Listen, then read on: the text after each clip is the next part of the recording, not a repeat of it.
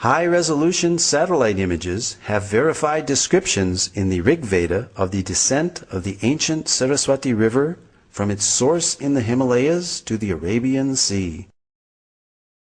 Pure in her course from the mountains to the ocean, alone of streams, Saraswati hath listened. The mighty Saraswati River and its civilization are referred to in the Rig Veda more than 50 times, proving that the drying up of the Saraswati River was subsequent to the origin of the Rig Veda, pushing this date of origin further back into antiquity, casting further doubt on the imaginary date for the so-called Aryan invasion. This satellite image clearly shows the Indus-Saraswat river system extending from the Himalayas to the Arabian Sea. Here, the Indus River is on the left, outlined in blue, while the Saraswati River basin is outlined in green. The black dots are the many archaeological sites or previous settlements along the banks of the now dry Saraswati River.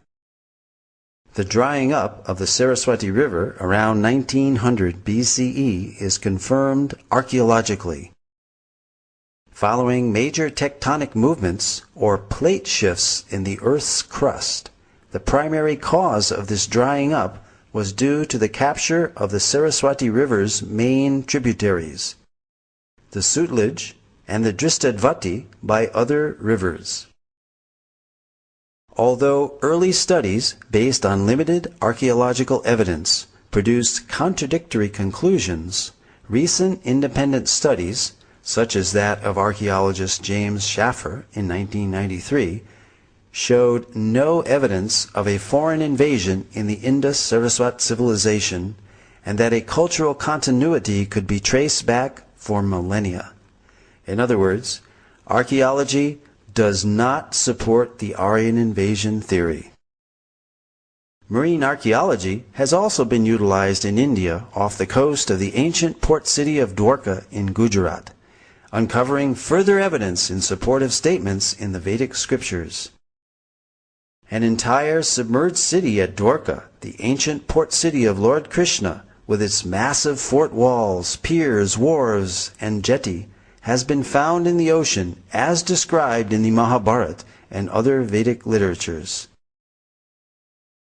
This Sanskrit verse from the Moshila Parva of the Mahabharata describes the disappearance of the city of Dwarka into the sea. After all the people had set out, the ocean flooded Dwarka, which still teemed with wealth of every kind. Whatever portion of land was passed over, the ocean immediately flooded over with its waters. Dr. S.R. Rao, formerly of the Archaeological Survey of India, has pioneered marine archaeology in India. Marine archaeological findings seem to corroborate descriptions in the Mahabharata of Dwarka as a large, well-fortified, and prosperous port city, which was built on land reclaimed from the sea and later taken back by the sea. This lowering and raising of the sea level during these same time periods of the 15th and 16th centuries BCE is also documented in historical records of the country of Bahrain. Here is a glimpse of the massive Dwarka city wall. Among the extensive underwater discoveries were a large door socket and a bastion from the fort wall. 2 rock-cut slipways of varying width extending from the beach to the intertidal zone, a natural harbor, as well as a number of olden stone ship anchors were discovered, attesting to Dwarka being an ancient port city. The 3-headed motif on this conch shell seal, found in the Dwarka excavations, corroborates the reference in the scripture Harivamsa that every citizen of Dwarka should carry a mudra or seal of this type. All these underwater excavations add further credibility to the validity of the historical statements found in the Vedic literatures. Apart from Dwarka, more than 35 sites in North India have yielded archaeological evidence and have been identified as ancient cities described in the Mahabharata. Copper utensils, iron, seals, gold and silver ornaments, terracotta discs, and painted grayware pottery have all been found in these sites. Scientific dating of these artifacts again corresponds to the non-Aryan invasion model of Indian antiquity. Furthermore, the Matsya and Vayu Puranas describe great flooding which destroyed the capital city of Hastinapur, forcing its inhabitants to relocate in Kaushambi. The soil of Hastinapur reveals proof of this flooding. Archaeological evidence of the new capital of Kaushambi has recently been found, which has been dated to the time period just after this flood.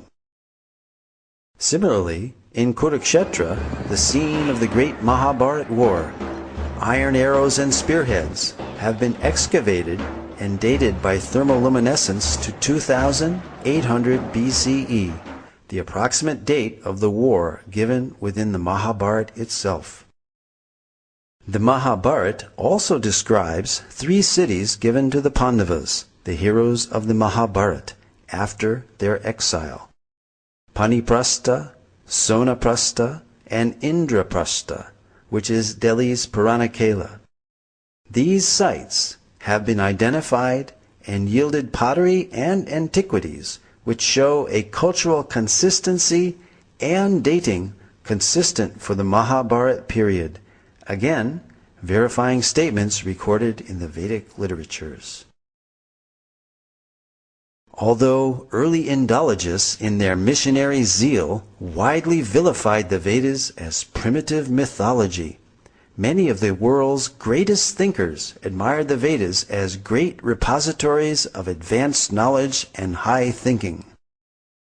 Arthur Schopenhauer, the famed German philosopher and writer, wrote that I encounter in the Vedas deep, original, lofty thoughts, suffused with a high and holy seriousness. The well-known early American writer Ralph Waldo Emerson read the Vedas daily. Emerson wrote, I owed a magnificent day to the Bhagavad Gita. Henry David Thoreau said, in the morning I bathe my intellect in the stupendous philosophy of the Bhagavad Gita, in comparison with which our modern world and its literature seems puny and trivial. So great were Emerson and Thoreau's appreciation of Vedantic literatures that they became known as the American Transcendentalists. Their writings contain many thoughts from Vedic philosophy.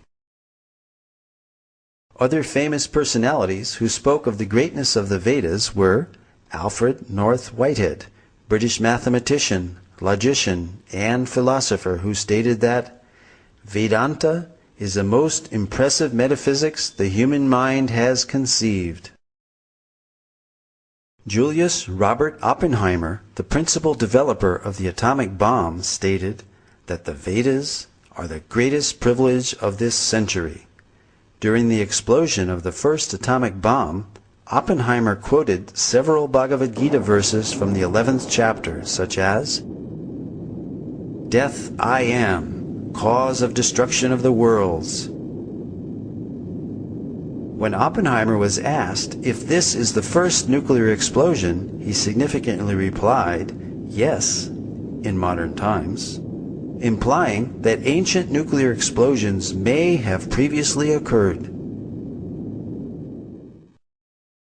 Lin Yutang, Chinese scholar and author, wrote, India was China's teacher in trigonometry, quadratic equations, grammar, phonetics, and so forth.